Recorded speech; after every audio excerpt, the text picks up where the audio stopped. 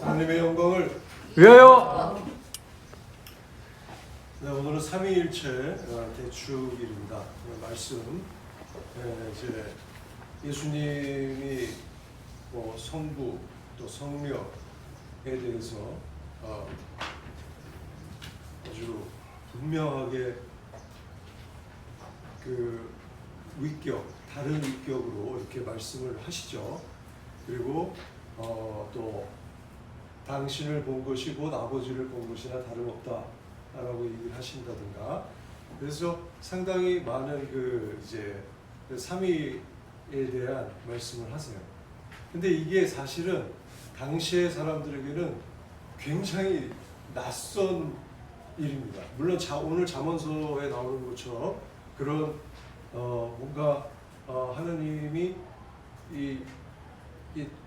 좀 다른 분들이 이렇게 말씀이 또 있고 이렇게 있는 것처럼, 또 창세기에도 보면 사람을 창조하실 때 나를 닮은 사람을 만들자 이렇게 하지 않으시거든요. 복수형이 쓰이죠. 우리를 닮은 사람을 만들자 이렇게. 삼위일체라는 개념이 그렇다고 해서 분명히 나타나진 않아요. 근데 야훼 하느님이죠.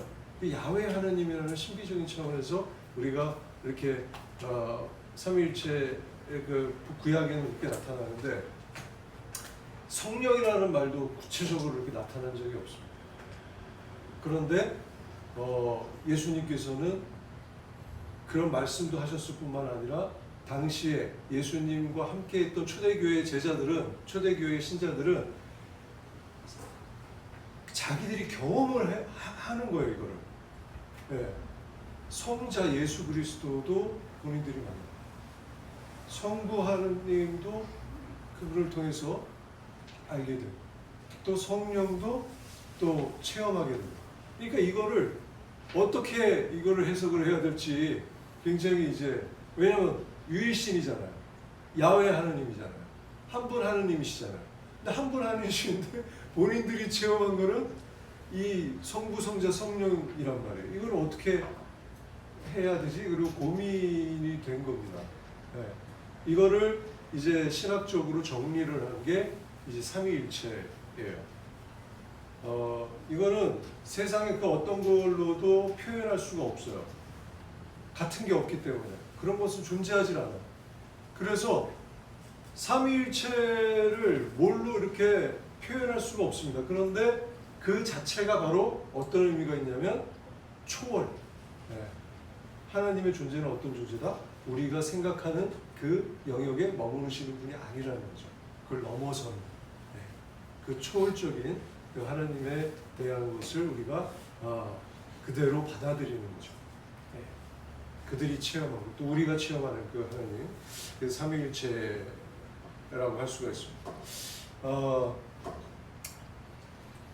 여러분들 제가 지금 이제 오늘 카톡에도 올려드렸습니다만, 오늘 이제 양자역학, 양자 컴퓨터 통해서 이제 이걸 얘기를 서로 나누려고 하잖아요. 근데 분명히 말씀을 사전에 드리는 것은 이건 은유입니다. 예, 제가 과학적으로 삼위일체를 설명하는 게 아니에요. 예, 양자역학이 삼위일체를 설명할 수 있다, 이걸 얘기하는 게 아닙니다. 우리 교회 안에, 한국 교회 안에 미국에도 있고 그 창조과학회라는 게 있어요. 네. 그래서 창조과학회에 소속해 있는 과학자, 그 사람들 과학자들입니다. 직업적 과학자들인데, 이런 사람들이 막 과학적으로 자기들이 설명한다고 막 그렇게 해가지고 이 세상이 몇 년 전에 창조가 됐고 계산을 해내고 일주일 만에 세상을 창조하신 거가 사실이라는 걸 또 나름대로 막 자기들이 막 얘기를 해. 과학적으로 과학자들이 얘기를 그렇게 하니까 사람들이 그럴까 보다 그러고 막 이렇게 그렇게 현혹될 수 있잖아요. 과학계의 사입이라고 할 수 있습니다. 네. 그 대부분의 과학자들과 심지어는 신학자들도, 그리고 신앙인들도, 성직자들도 인정하지 않아요. 인정할 수 없어요. 왜냐면 과학적이지가 않아요. 네. 그냥 하나의 자기들의 추론을 가지고 그렇게 막 얘기를 하는 것이지, 전혀 그건 관계없어요. 오늘 말씀드리는 것도 은유예요. 은유. 예. 양자역학이라는 세계를 가지고 은유로 말씀을 드리는 겁니다. 제가 그 중학교 때, 지금보다 훨씬 더 어리숙할 때, 지금도 어리숙하지만 훨씬 더 매우 어리숙할 때, 그 시절에 EBS의 그 마이크로 세계라는 그런 그 다큐멘터리를 제가 본 적이 있어요. 과학 다큐멘터리인데 거기 보면 인간의 몸속을 이렇게 이제 쫙 그 고성능 현미경 뭐 이런 거 있잖아요. 그리고 몸속에 이제 그때 그 이제 뭐죠? 카메라, 카메라 같은 걸 갖다 지금 성능이 더 좋아졌겠지만 그때 당시 그런 것들이 개발돼 가지고 이제 막 이렇게 했던 그런 시기에 그런 다큐멘터리가 만들어졌는데 제가 그걸 보고 깜짝 놀랐습니다. 완전히 와, 우리 몸속에 이런 세상, 완전히 다른 상상하지도 못했던 세계가 있구나, 우주가 있구나 라는 것 같다. 그 어리숙한 나이에 그 중학교 최석진이가 그걸 보고 깜짝 놀랐습니다. 그 안에 수많은 생명체들이 있는 거예요. 미생물들, 또 세균들, 이런 것들이 마치 그 우주처럼, 지구에 막 이런 것처럼, 마을처럼, 국가처럼 막 형성이 돼서 자기들끼리 막 뭔가 이렇게 협력을 해서 있는 거야. 나는 그냥 그런 것이 살아있는지도 모르는데 그 생명은 나 하나인 줄 알았더니 있는 거예요. 그랬을 때 제가 그 사고의 어떤 좀 전환 같은 게 한번 일어났었던 일이 있었습니다. 땡큐 EBS. 그런데 오늘 이제 그 이성에 대해서, 그 양자역학에 대해서 좀 설명을 드릴 건데, 우리 교회는 교회의 권위, 세 가지 권위가 있죠. 우리 교회, 우리 신앙이나 여러 가지를 우리가 분별하는 세 가지 권위가 있습니다. 뭐죠? 첫 번째, 성서, 네? 그 다음에 전통, 그리고 마지막으로 이성. 성서, 전통, 이성 있죠. 그래서 그 전통을 굉장히 극단적으로 강조했었던 교회가 가톨릭, 그 로마 가톨릭, 그 동로마, 서로마 공이 다 똑같습니다.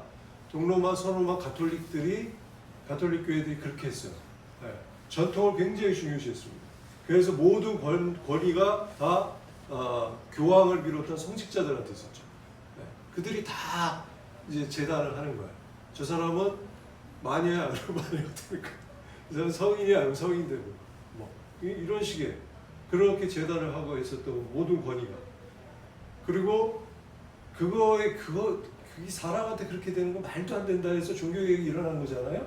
그 종교개혁에 일어났었던 당시의 대륙교회, 루터교회를 포함한 그 교회들이 얘기했던 게 성서만이 올리 스크립트라, 성서만이 진짜 권위다, 이렇게 했던 거죠. 근데 너무 또 극단적인 거죠.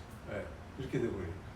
그래서 그 두 가지를, 성서도 권위를 당연히 인정해야 되고 이런 그 교회의 전통도 당연히 인정해야 되는데, 이 두 가지를 잘 잘 균형을 맞춰야 된다고 한 게 이제 성공회에서 얘기했던 중도예요. 중도의 길을 가야 된다. 근데 그것의 도구가 됐던 게 이성입니다. 그래서 이성을 강조한 거예요.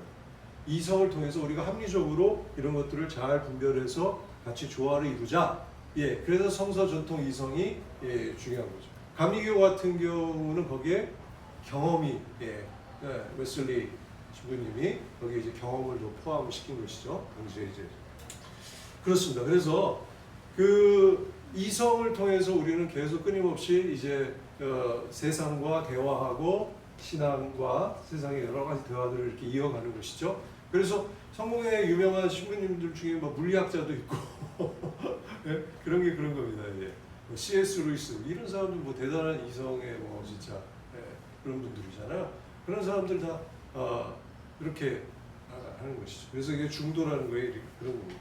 그래서 미리 말씀을 드리고, 자, 양자역학을 제가 왜 얘기를 꺼냈느냐, 이 삼일체 대축일을 맞이해서 양자라는 거는 먼저 우리말로 하니까 굉장히 어려운데, 그 양, 퀀티티라고 하잖아요. 양, 퀀툼, 양, 질이 아니고 양. 예. 양이에요, 양. 근데 양자. 그렇지. 맞아. 양자가 그 양이야. AI가 딱 반응. 이게 뭔가 일어나고 있어요. 예, 양자. 그 양자라는 말은, 퀀툼이라는 말은 뭐를 대표하려고 퀀툼이라는 말을 썼냐면, 더는 쪼갤 수 없는 물리량의 최소 단위, 예, 최소 단위를 퀀툼이라고 하자, 이렇게 한 거예요. 예. 그러니까 이제 분자 발견했다가 원자 발견했다가 미립자 발견했다가 나중에 뭐 전자 막 지금도 막 발견하고 있잖아요. 이거보다 더 작은 건 없겠지 했는데 그보다 더 작은 게 발견됐어. 뭐 이런 거잖아요 지금. 그렇게 세상에 그런 것들, 그런 눈에 보이지 않는 그런 아주 작은 세상의 단위를 퀀툼이라고 하자 한 겁니다. 양이에요, 양자가. 그런 작은 단위. 그런데 세상은, 이 물리학자들이 얘기하는 세상은 이게 아인슈타인을 기점으로 해서 그 전과 후로 나뉘는데요. 아인슈타인까지가 이제 고전 물리학이라고 볼 수 있는데, 이 사람들은 커다란 세계, 우리가 보는 3차원 세계, 예, 이런 것들을 다룬 거예요. 거기에 뭐 여러 가지 만류인력, 중력, 강력, 양력, 예, 전자기력, 예, 이렇게 우리 몸에도 그 전기가 있잖아요. 이런 것들이 그 세상의 힘이다. 그런 것들이 다 조합이 되고 해가지고 그게 이제 고전 물리학. 그 이해를, 그 세계를, 이 3차원 세계를 갖다 이해하는 데 도움이 되는데, 거기에 아인슈타인이 약간 좀 더 나갔죠. 예, 예. 상대성 이론이 이런 걸 가지고 조금 더 앞으로 나간 거예요. 그걸 바탕으로 해서 이 양자 세계,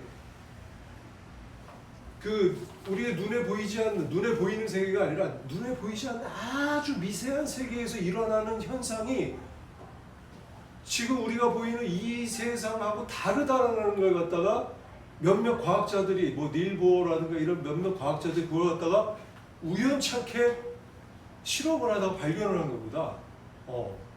원리가 달라. 좀 다른 원리로 작동하고 있어. 이 아주 미세 세계에서는. 예. 그래서 그거를 아인슈타인도 이해를 못했습니다. 그러니까 우리가 이해를 못하는 건 어떻다? 괜찮다. 당연한 거다. 예, 설명할 수가 없어요. 그냥 발견한 거예요. 발견한 거야. 그러니까 우리가 눈에 보이는 이 세상은, 이 우주는 그런 여러 가지 그런 만류인력, 중력, 여러 가지 그런 힘들에 의해서 막 작동하는 것이 계산이 되고 이렇게 설명이 되는데, 이 미세 세계, 예, 이 양자의 세계는 그걸로 설명이 안 되는 거예요. 희한한 경험을 한 겁니다. 그러니까 아인슈타인도 이거 유령이다. 그러니까 본인도 이해를 못하고 죽었어요. 예, 우리 인류사에서 제일 천재라고 일컫는 그 사람이 이해를 못하고 죽었습니다. 그 양자의 세계를 말씀을 드리면 제일 중요한 개념이 중첩과 얽힘이에요. 중첩과 얽힘. 네.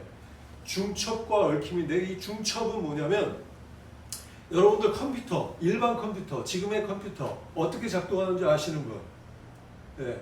컴퓨터는 트랜지스터를 가지고 작동을 하죠. 트랜지스터라는 것은 이제 전기의 신호를 바꿔주는, 트랜지스팅을 하는 거죠. 그래갖고 바꿔주는 건데, 그래서 그거는 하나가 그 신호값이 0이거나 1인 거예요.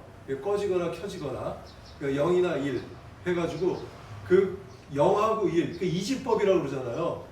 0하고 1 가지고 많은 정보를 만들어내서 그걸 가지고 이제 막 하는 거죠. 그래서 0과 1을 갖다가 가지고 계속 껐다 반복하면서 조합을 만들어내서 작동을 시키는 것인데, 정보를 만들어내서 작동을 시키는 거, 우리가 사용하는 것인데, 그러려면 그 트랜지스터가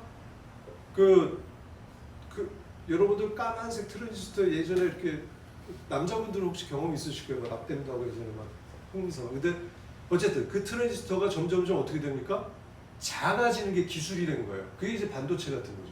그 안에 수많은 트랜지스터들이, 많은 회로 안에 엄청난 숫자의 그 트랜지스터들이 있는 거예요. 거기가 전류가 들어가서 막 껐다 켰다 무수하게 그냥 지들이 막 변화를 시켜서 0과 1 이거 갖다가 그 매트릭스 영화 보면 왜 영과 일이 막 주르르 주르르 막 흘러내리잖아요.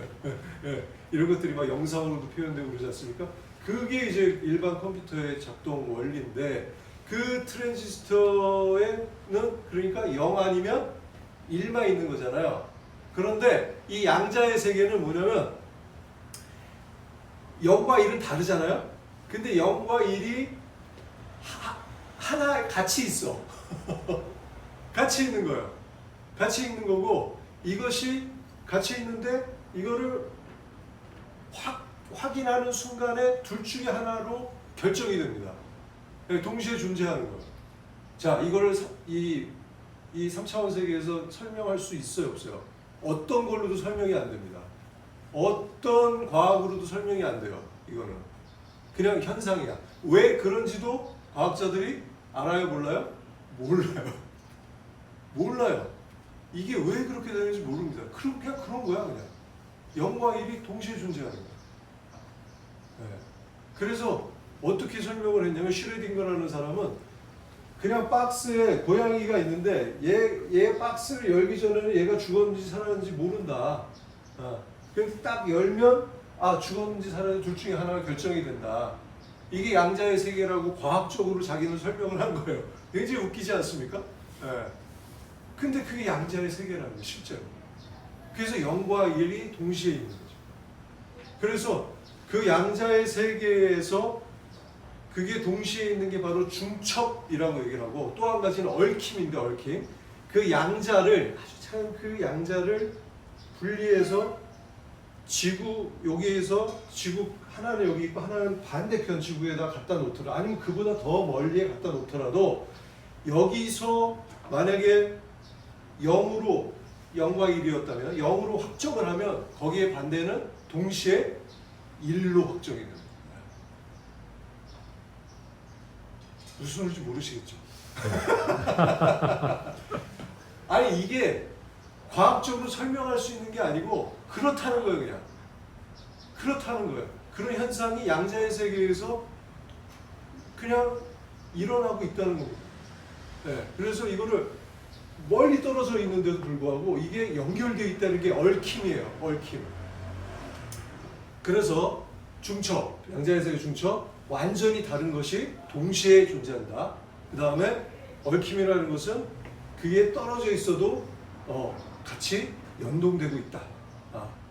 이게 이제 두 가지. 그래서 제가 오늘 이걸 신앙적으로 제가 좀 이해를 해보려니까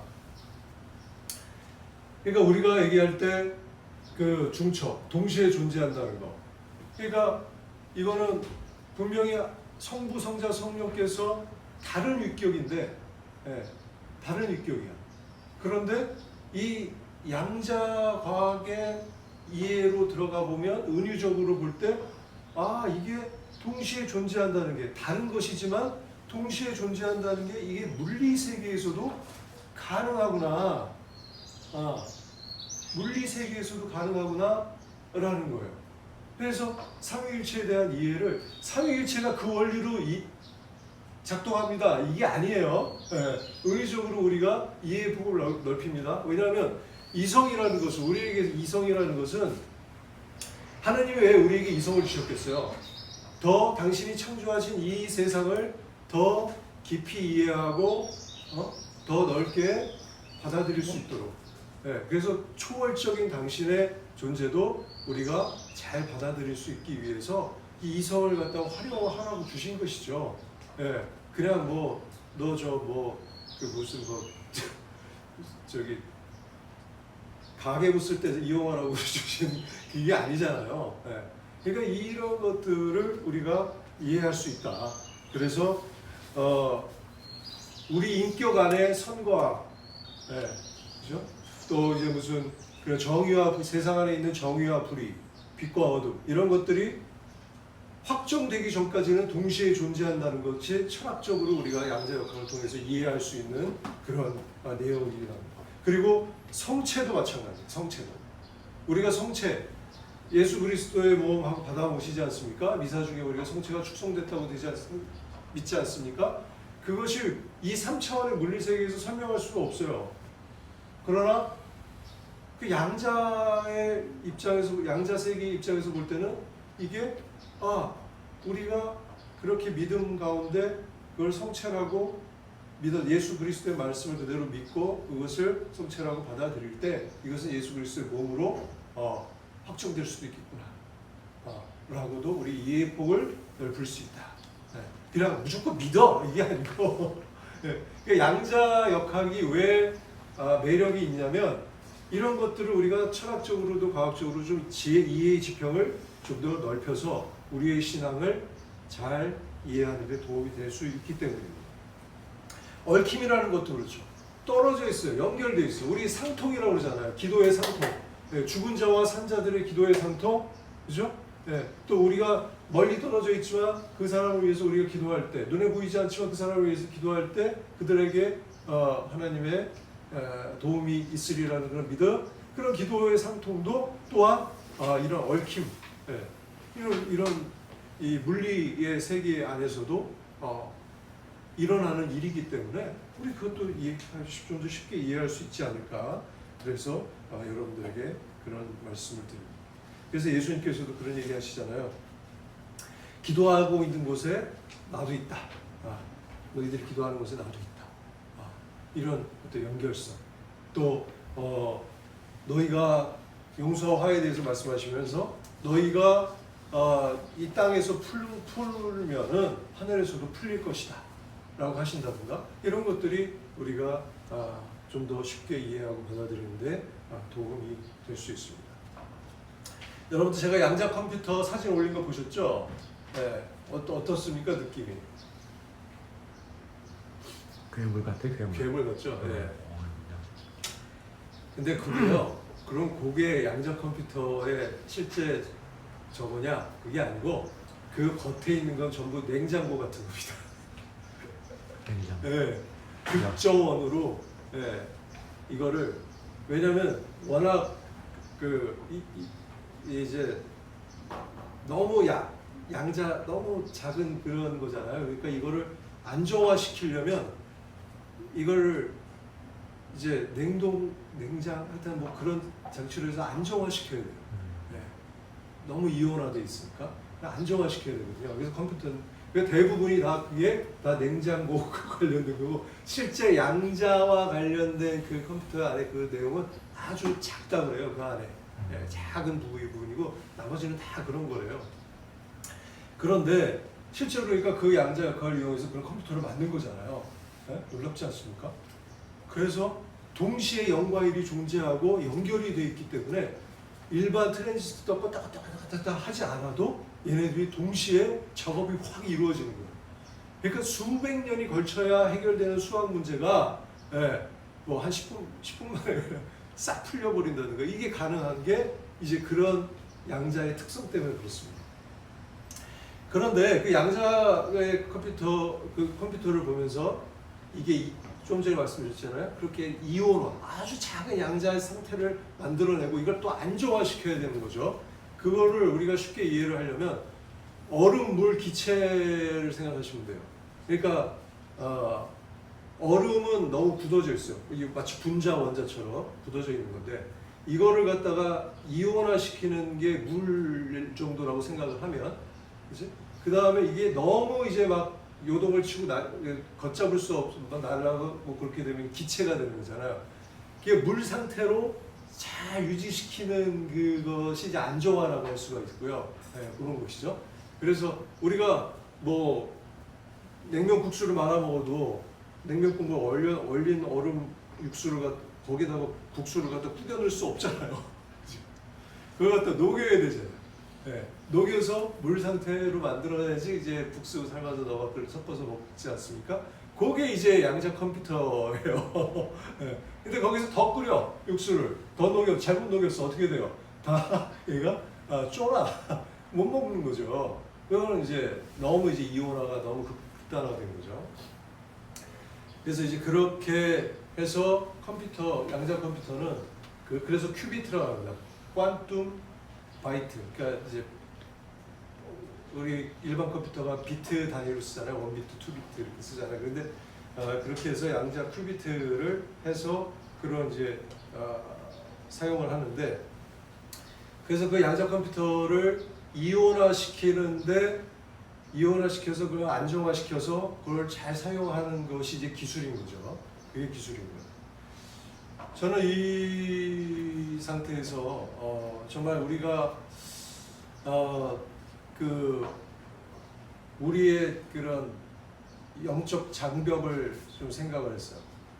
우리는 그 때로 그 신앙생활을 하면서도 그 하나님에 대해서 벽이 있어요. 나의 안에 벽. 그래서 하나님을 더 깊이 만나고 하나님과 더 함께 할 수 있는 그런 방법이 있는데도 불구하고 우리의 편견과 벽 때문에 하나님과의 관계가 이렇게 좀 말랑말랑하지 못해요.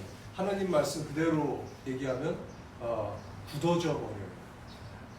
메말라 있는 그런 상태가 될 수 있습니다. 그 중에 하나가 뭐냐면 전례주의 같은 거. 전례주의. 이제 그런 분들 있어요. 전례, 예배는 꼭 이런 식으로 해야 된다는 거야. 이형식 막 이렇게 딱 그거대로 전통대로 모대로 딱 여기에 이 기도 이거에 있는 대로만 해야 돼. 그게 우리의 아름다움. 그게 아름다운 우리 전례 아름다운 거고 성경 아름다운 거고 그래. 정말 그런가?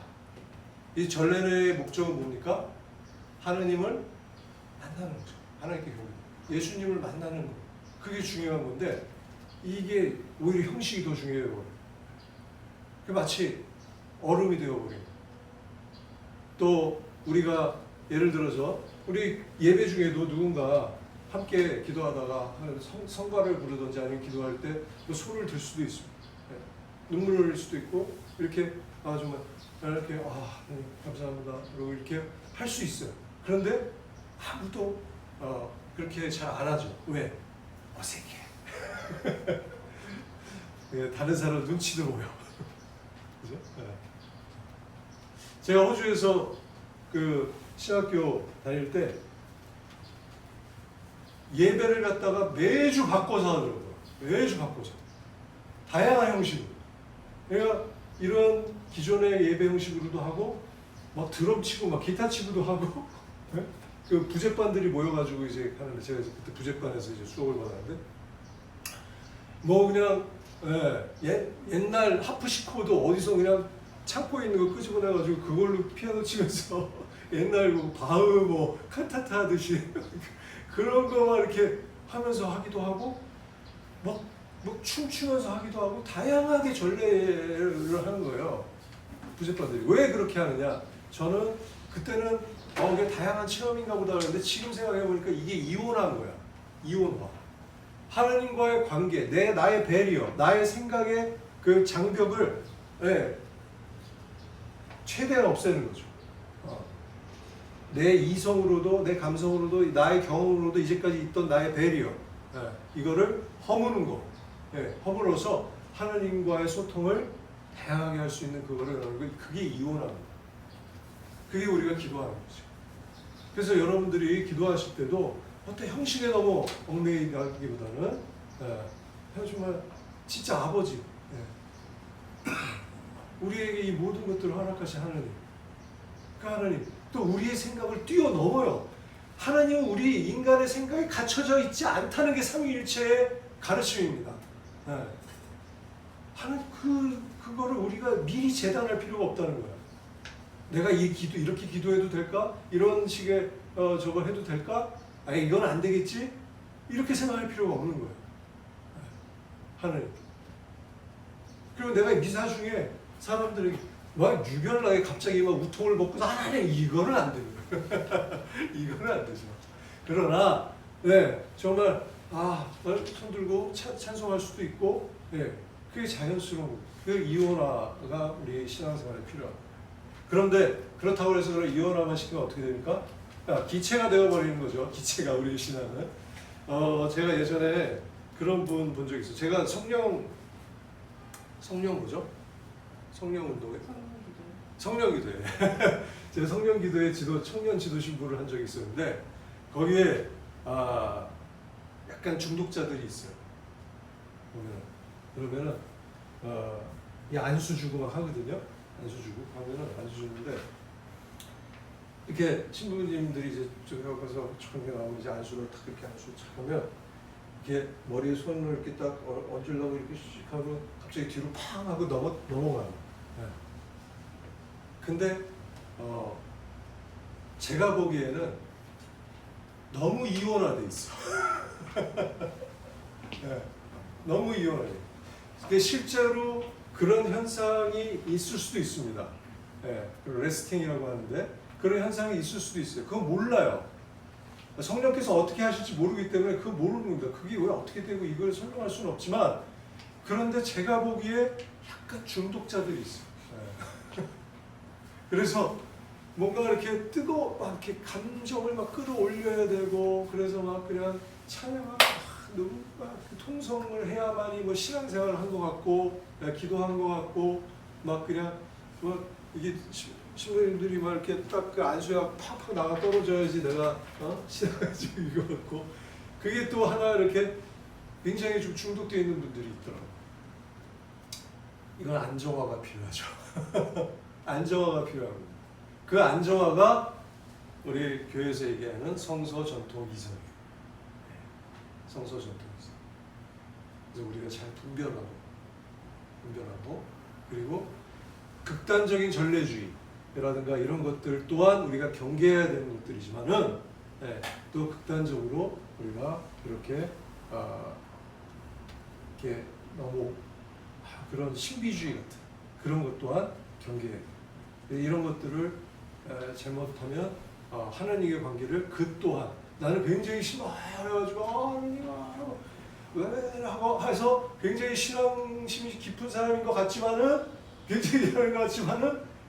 그거는 오히려 하나님께 내가 내 나름대로의 벽을 쳐버리는 거예요. 하나님이 그런 분이신가? 하나님이 이렇게 날뛰는 분이신가? 아니에요. 하나님은 그 이상의 모든 걸 다 포용하시는 분이시다.